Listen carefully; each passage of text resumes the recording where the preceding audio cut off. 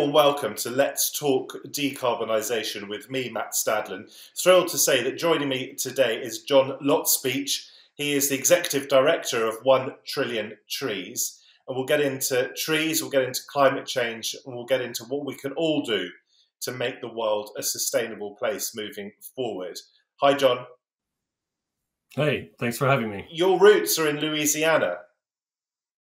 I'm just wondering whether your upbringing has anything to do with your sense of purpose and your sense of direction in helping to fight climate change and the climate crisis, as we should call it. Yeah, it's a great question. Louisiana is a place of lots of green, lots of water, and I spent a lot of my childhood in nature, fishing and hunting, as you do in a place like Louisiana. And I have a couple of memories that I think almost set me up for doing this work, right? The first is that, even in a place where there are stories about how people hunt things for trophies and all that, my father never, ever did any of that without knowing that we would take that home to eat it. So really early on, there was a story of sustainability and respect that I think was instilled in me early on. And the same thing with trees. There were families that had vast tracts, acres of trees that were used for timber, for forest and all that. But there was always this idea that you had to pass it on to the next generation. So I think even from an early age, before I knew what conservation really was, I'd been instilled with this idea that you can't just take without thinking about what you're taking. And I think that's what we're talking about today. This interview is partly connected to Net Zero Week here in the UK. And I just want you to spell out for us what role saving trees and planting trees can play in achieving net zero in the UK and further afield. Well, Matt, I'll tell you that we could spend the whole interview with me just answering that one question, but I'll answer it in a brief way. I spoke to someone that one of the foundations that we work with said something really that stuck with me. That said net zero is so important to the future of the planet, but always remember to keep the zero at the center and not so much the net. So the very first thing is that we've got to get to net zero, but the zero emissions would be the dream, right? So I have to answer that question, at least initially, by saying the very first thing we need to do is change the way that our economy and our system works so that we emit less, so that we use fewer fossil fuels to reduce the work that the natural world has to do, right? So then you move into, well, how do you get to net zero? And that's a calculation question. And that's where trees and forest in particular are fantastically important, an enormous ally in the effort. I mean, just a few figures for you, and pardon me for checking my papers, but just the intact forests, and I like the way that you started the question with, how does saving forests actually help us do this work? Intact forests store 510 billion tons of carbon just by being there, right? That's 13 years of total human activity that these forests are storing for us in one go without us doing anything except for not cutting them down, right? In addition, they absorb another 10 billion a year. So that's an incredible, incredible thing that we have on our side in the net zero calculation. Weirdly, on the other side is that deforestation continues to happen. And another figure for you, 10% of total emissions in the world come from deforestation. So even without doing anything but just cutting down the trees and the things associated with that, we add an additional 10% on top of what is already happening. So, and to put that into perspective again, if it were a country, deforestation would only follow China and the US in terms of emissions putting into the atmosphere. So when we think about what net zero needs to be, it's a really straightforward calculation, but one whose story doesn't get told a lot. Because if we keep the zero at the center of what we're trying to do, then really that puts the onus on us to change how we do it. But to balance it out and to recognize that we all have to make a living, we've all got to find ways to work within the system that we find ourselves in because we don't have a lot of time. then saving forest is the very best thing we can do, followed by what I would call good, thoughtful restoration. We need tree planting, of course we do, but make sure we're doing tree planting in a way that, as I like to say to my team, gets close to what was used to be there if we can. Because the old forest, the mixed forest, do so much more than just putting the same type of tree in a bunch of places. We need both, but to go towards that idea of restoration rather than tree planting alone can be really valuable in the net zero calculation. So we're not talking about simply slapping down a conifer forest here or there. We're talking about the right sort of trees in the right sort of places. Yes, exactly that, Matt. And let me be clear as well that I'm from Louisiana, where we did put a lot of conifers in the ground because it was vital to our economy. So I think what you need to keep in mind if you're an activist or a consumer thinking about how do I pull this all apart is be really clear when you decide to plant a tree what you're planting it for. It's okay to work with, I happened to work in West Africa for a while, and we worked with lots of communities trying to help them figure out what could they plant to help them do what they needed to do, which was earn enough money to send their kids to school or plant enough trees that they could use some for timber to go back into the community. And as long as you're clear that that's what you're planning for, that's great. What we ask, particularly at Tree and Trees and the 3 organizations we work with, is don't pretend that just planting conifers also solves the great climate challenge that we're facing. And we like to think of it as the triple challenge of climate crisis, which is a heating planet, the biodiversity crash that you read about, which is also linked, which, of course, as conservation organizations, we care a lot about the variety of species and the richness for pollinators to keep our food secure.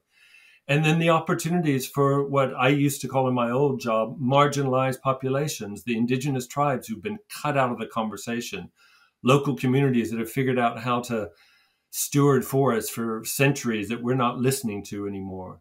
So when you plant a tree, it is actually fine to plant some conifers, but be clear that you're doing that for those conifers for a single reason.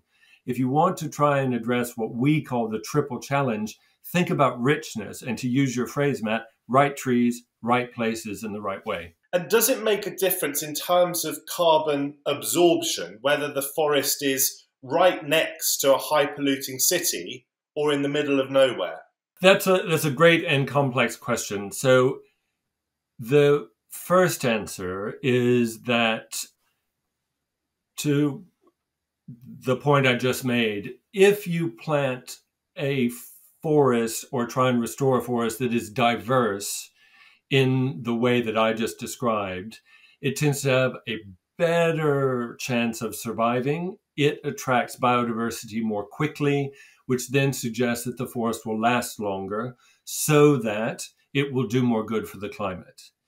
It is true, as implied in your question, that when there's pollution, or when you're right near a city where the temptation to maybe go and get some of that wood or just take a little bit of it because you need it to feed your kids, the risks are much higher. So just by being next to a city doesn't make it less good for the climate. It just makes it harder maybe for that to survive and go into the positive side of the net zero equation. I actually wondered slightly differently whether proximity to the source of carbon makes the process of absorption more efficient. Oh, that's a really good question, and one that I have to admit my scientific knowledge doesn't extend to. There are fast-growing trees, for example, tend to absorb carbon more quickly. So there is that you might think about putting those closer to a place where there is a larger calculation of there. And certainly, leaving the pure carbon aside, the American Forest Group is doing some amazing work around tree equity, where the trees help lower the temperature within an urban setting, which is a really interesting question about how does that build resilience and adaptability to climate change. But I've got to say straight up, I can't think that putting it next to a coal factory makes it absorb any more quickly. I want to talk to you about Partnerships, if I may. You mentioned that you work with different organisations at Trillion Trees. Can you name them, and how do you all work together? For me, I feel quite privileged to head up this, what we call a joint venture for forests. It's the World Wildlife Fund, which is based here in the UK, at least the piece that we work with, Wildlife Conservation Society, which is based in New York, and BirdLife International, which is based here in the UK. And most of the people listening to this podcast might know it as the one of their partners is the RSPB, right, the Royal Society for the Protection of Birds. And what I find so amazing about it is that all three of them do fantastic conservation work, that they have found themselves in the middle of a climate crisis that they can help do something about. And what I love is that each of them bring, depending on the region that we're working in, something really unique. And this is why partnership is so important. We're working on a potential opportunity in the Atlantic forest, which is the other forest in Brazil, kind of on the Atlantic coast of Brazil and touching Paraguay and Argentina. And this is a great example of how the BirdLife partner is really on the ground doing the work with the communities and the landowners, and who are really starting to bring in the little small businesses to be able to sell things from forest goods, coupled with WWF, who's been doing some incredible political and policy work that is linked to what BirdLife has been doing. And then in this particular instance, the Wildlife Conservation Society brings their open source data monitoring for us to bring these three things together. So I think my message about partnership in this climate crisis we're in is, don't all try and do the same thing all the time, but bring the talents that you've got from different partners into a place where you can pull on the best things of that. Now, of course, I've just told you, one of the best ways that it works, and it's fantastic when it does. There's also challenges in partnership, as you know, because it may be that you work in very similar areas or that there's geographic overlap. But with the time pressures that we have, I can't stress enough that when you can build something where you put the one circle that fits next to a crescent and then a triangle on top, and you can make it work together, is how we can make progress. It seems to me that international partnerships are crucial in fighting the climate crisis, and we all know that that's a very tricky thing for myriad reasons. How do you go about trying to persuade Brazil, just for example, to conserve the forests it already has? Yeah. It's a great question, and one that's obviously very live at the moment. I was heartened at COP26 that Brazil did sign up to the Glasgow Leaders Declaration for Forests. And I think that was because there was a real potential, even for a government like Brazil, which is very focused on, for example, ensuring there are job opportunities for as many people as possible, but to realize that long term, there is, for the first time, not only a commitment in headlights, but actually some, if I can say it, some cash on the table to help it. I was heartened by this Glasgow Leaders Declaration because it felt different from some other ones, which some of your watchers may have heard of. There's the Bonn Challenge and the New York Declaration, all of which were ways of trying to make forests get bigger, right? What happened in Glasgow is that a lot of people stood up and said, we just don't believe this is right, but we're going to put some commitment behind it. And there's $19.2 billion just in the initial pledge to make this happen.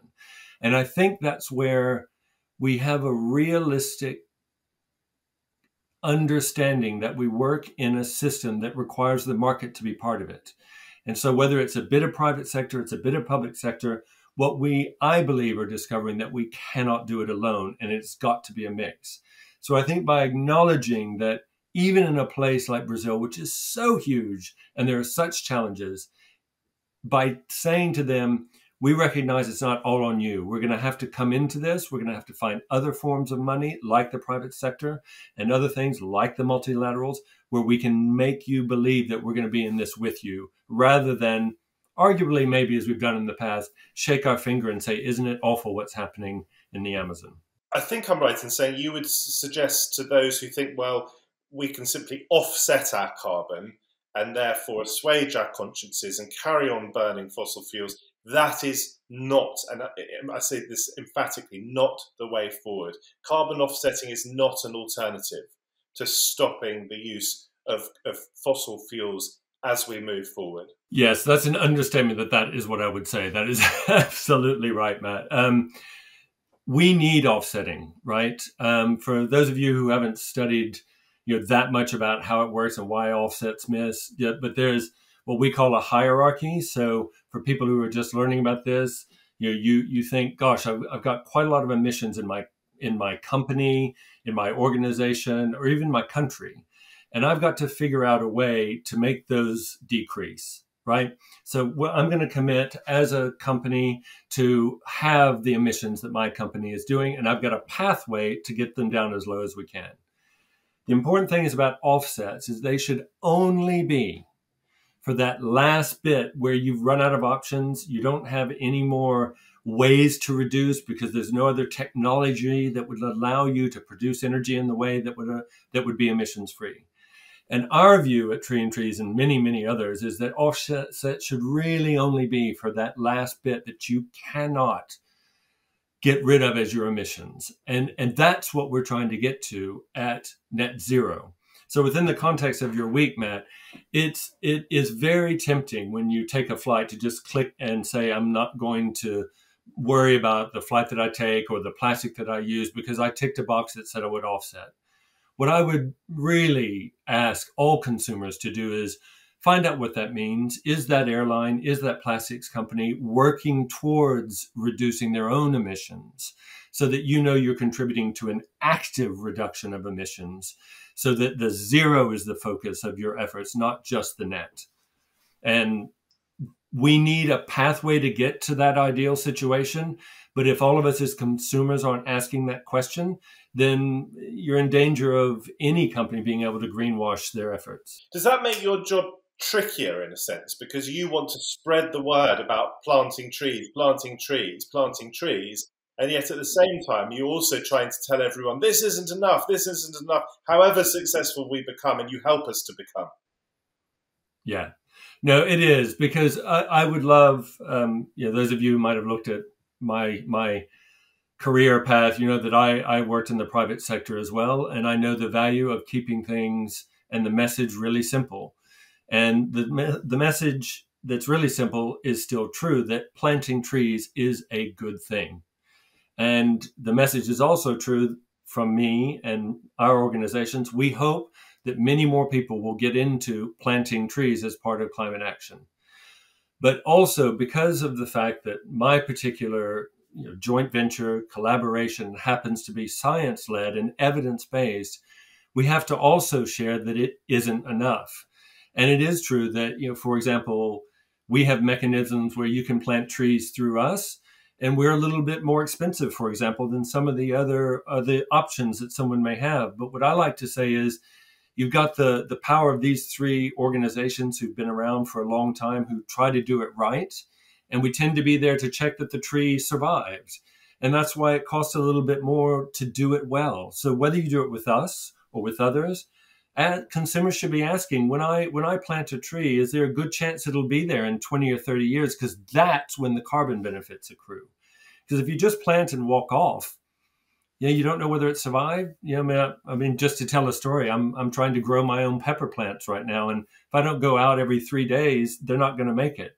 So imagine that if all you do is plant a tree and walk away without checking that it's going to be there to do the carbon stuff that we're talking about. But yeah, you're right. It would be very easy for me to say, oh, please just plant lots of trees and we'll be fine. So our responsibilities are ongoing, in other words. Yes. Yeah. Absolutely. I want to get a sense of the types of forest that you most encourage. So we've talked about conifers, and I only have to go to a local conifer forest in Wales to see how dead it seems beneath the canopy. Alternatively, you go to an oak forest, and you can see for yourself how buzzing with life it is.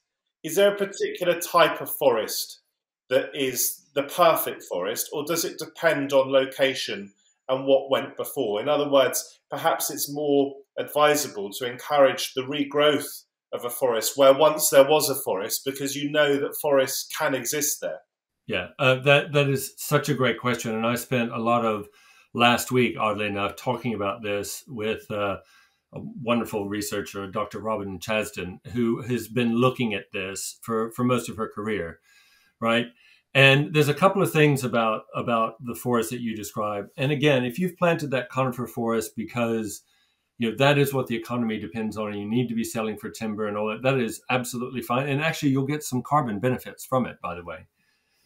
But if you're looking for that richness that you talked about, Matt, where if you're looking to help the planet thrive, and with it, the people that are living in and around it, that richness of the species working in and out of the ecosystem together, the multiple types of leaves that drop at different times of the year, so there's different rates of decay, which then feeds different animals, which allows different plants and fungi to grow. What the science shows you is time and time again, that ecosystem that is more close to the natural delivers more benefits, both to nature, eventually for carbon, because the soil gets richer and oddly enough holds more carbon than just a straight up tree does. And once it becomes rich, it holds more carbon. So you get double the tree and the below ground. And then because there's more benefits there, the people tend to treat it a little more like a sustainable resource, and it tends to last longer. So it's absolutely right that one of the reasons that we work in our partnership mostly in the tropics, so it's the Latin Americas, it's the Central Africa, it's the Indonesias, that's where this partnership focuses on, because that richness is what's so at risk. And also a little bit in what are called the boreal forest, the great northern forest of Canada and Russia and places like that, because that richness that goes from the top of the trees through the soil is so important to the biodiversity and longevity. And we know that the ecosystems that trees can encourage is vital for the sustainability of the planet. Absolutely. I mean, you just think of bees, for example, and the risks that certain pesticides might pose to. Exactly. Do you think you think of birds as well? If there aren't hedgerows and if there aren't forests, you think of the role that birds play or can play in pollinating flowers and different living species. And it's so exciting to see. When I first started this job, I read about this, I think it was Ecuadorian farmer who had seen the land sort of denuded of, everything, because agriculture was really important and all this. And there was a degraded bit of land where he just decided to take, I think it was half an acre, and started planting the trees that he remembered from his childhood. And what was so exciting about that is, like, within 10 years, those species that you're talking about, the insects that lived in the trees, which then attracted the birds, which then through their droppings seeded more trees, brought this ecosystem back and was delivering as if none of the land had been denuded. And that's a really good kind of secondary point to your earlier question, Matt, which is, if this can happen and we can protect it, it's really cheap to do it. If you let forests start to grow near where they used to be, and we can in some ways convince the people living around there to let that happen, it's way cheaper than having to buy and plant in a bunch of trees. And it's really good for the environment and the climate effort. So that's an additional benefit. It can be a really cost-effective way of restoring as well, which I think is just an incredible shout out to how great nature can be if you leave her alone. What are the barriers? Let's talk about the hurdles that you have to overcome. What are the barriers to planting trees that you encounter? First, I would probably say the first barrier is what we call, I guess it's a technical term, land tenure. Like, who owns the place that you want to plant the trees, right? There's a reason that if you're with your church group or your school, that often you can plant on that place because they own it and they say it's really easy and we're up for it, right? If you are, for example, in a smallholder farm in Kenya, you might convince one or two farmers who have half an acre each to plant. But what about the next farmer who only has half an acre, and the one beyond that who only has half an acre? So the challenge that I would summarize is the land holding of the place you want to plant is really important, because they have rights just like all of us do. And you can't just say, my right to plant a tree supersedes your right to make a living. So that's the first thing. The second, I think, is again, without going too technical, I guess to make sure that the sourcing of the tree is a good one, right? We don't want to be running to a kind of intact forest and stealing the seeds from it to let its ability to grow well just so we can put in a new one, right? So is this, again, you even said it earlier in your question, Matt, right trees, right places. And I would add in the right way.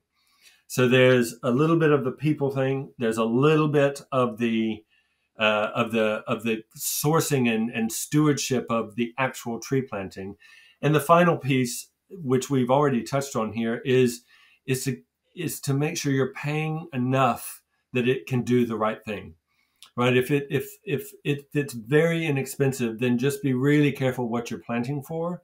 If you're doing it for climate action, longevity, and all that biodiversity richness, the food security that pollinators and birds bring, you probably need to look at, is the price point where you need to be? So those are the three things I'd probably say. I'm going to ask you a counterintuitive question now. So we know that there's opposition to certain green or greener technologies. You think of the opposition to onshore wind farms, the opposition to nuclear power plants and so forth.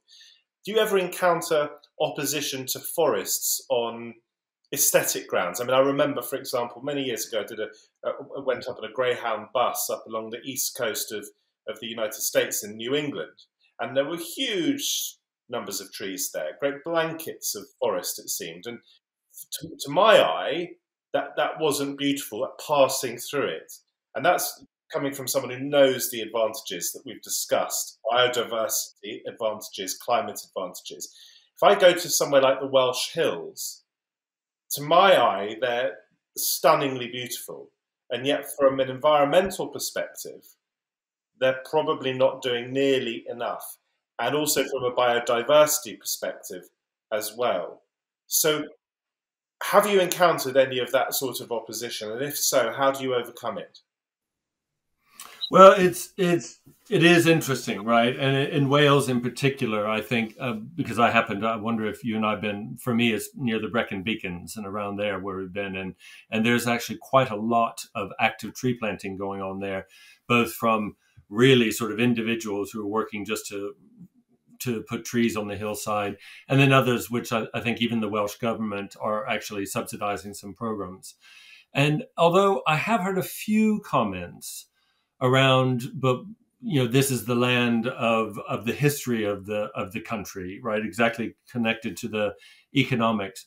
I'm struggling to think of a time where someone found the actual addition of forest a bad thing. But I because I've been to where you're talking about, I can totally see that ruggedness of the change of the colors that you get when the gorse and the bracken change. It is rather beautiful. So I haven't thought of it that way, but it's interesting. I just spoke to someone over the weekend who's working on the Heart of England forest, which is a complete restoration of the middle of the Midlands, right?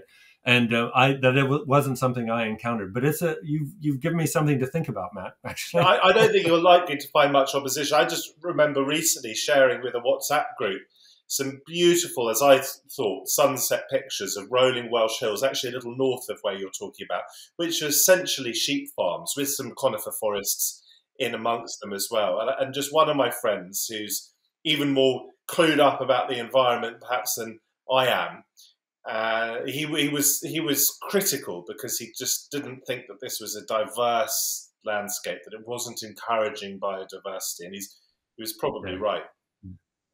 Well, and I think you've touched on it a couple of times in our chat, Matt, that biodiversity is like the silent emergency, right? I think because you've started investigating and looking at what's going on in the climate crisis and what does green infrastructure look like. I was really aware, as many of us that kind of live in particularly places where you hear about pollinators and bees and things like that, and you're aware of the connections. But I think until I took this role up and had someone actually from WWF talk me through like the really delicate connections that go through to what you would say to consumers, the thing you should care about is food security, right? That the pollinators put the pollen in the wheat and the flowers and the fruits and the vegetables that you eat, so that we are independently able to feed ourselves, those are at risk when there is an undiverse landscape. So that biodiversity that your friend was hinting at is actually hugely important. And forgive me if I don't get this quite, maybe the figures aren't bang on, but I think it's 68% loss of biodiversity since 1970. And that's from a WWF report. And that is shocking, right? That we are facing in a very short period of time quite a threat to how our ecosystems that we live in are balanced. So as much as I would love, to your earlier point about keeping it simple, to just talk about trees, this is why we often divert, despite our name Tree and Trees, to talking about forests, because forests really bring in this idea of diversity and mix and biodiversity and sustainable ecosystems that are so important if we're going to get this right. Well, we both know as bird lovers that the bird populations of this country have been hugely damaged over the last decades. I mean, there's some extraordinary figure since we last won the World Cup in 1966. Untold numbers of birds have been wiped out, and species really challenged and threatened. Do you guys keep tabs on how many trillion trees has actually planted or been involved in the planting of so far? We do, and you can find that in our impact report. But there's a couple of things I want to make sure that that listeners and watchers will understand. Even from the very beginning of Tree and Trees, it was clear that we were never going to deliver the Tree and Trees ourselves, right? It is truly a global movement to try and, to put it glibly, put more trees on the planet. That is what we're about. And so we never said that it would be these three organizations that found 1,000 saplings and put them in the tree. So that's my first thing, is please join us and everyone else who's working on this to try and stop the destruction of our forests and to restore them in the best way. So that's the first thing.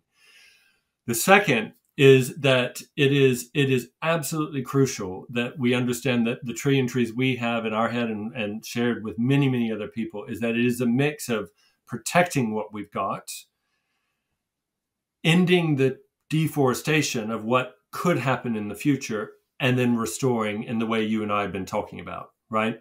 So it's really important that we do this as well and as fast, taking those three calculations and put them together. So what we try and do is track how many forests are staying intact, right? So that's a protection metric. Then we say, well, how many trees do we think are getting into the restoration game? And that's a mix of what we do in our programs, plus, for example, our kind of sister organization, 1t.org at the World Economic Forum has got pledges on that they're being made through the World Economic Forum so that we can add that to the total. And then there's kind of I guess, a journalist might call it a wonky way of looking at the deforestation, which is, what are the policies that are helping us keep trees from being cut down? So I'll give you one thing that excited me when I first came in here. And I believe it was Guatemala that just removed a subsidy for cattle, which made the calculation between, do I cut down some trees to feed the cows, or do I keep the trees and figure out how to make that work? Actually, it evened it out. So the deforestation rates went down. So that's the sort of policy work that we then might calculate. Okay, we think that saved about this many trees over the next 20 years. So that will go into the trillion. So without getting into how we crunch it up, I'd love to spend maybe another podcast doing that with you, because it's really interesting. Have you got a rough figure for how many trees you've been involved in actively planting? Yeah. Well, actively planting is different because, again, we calculate protection as well as restoration, right?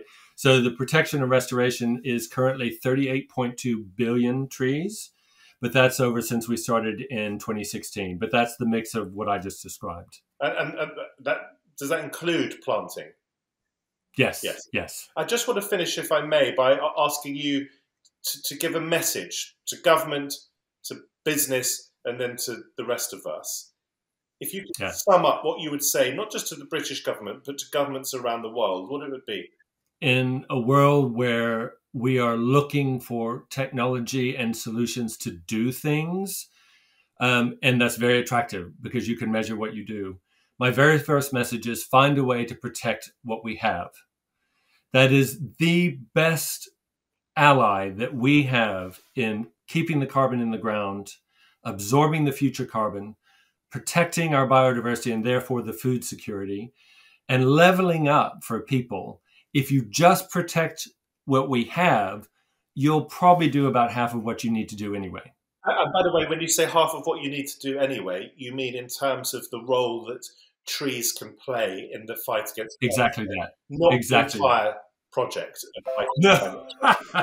Thank you for that, Matt. That's right, because as we talked about earlier, the most important thing is to defossil fuel our economies and for us to reduce our emissions. But for what forest and trees can offer, just by protecting what we already have with the ecosystems we already have, you can do an enormous amount. And by the way, and maybe this is what the important message to the government is, you will save yourself a lot of money in the future. And the second bit is, to the extent that you can, ask 2 extra questions when you are going to plant some trees.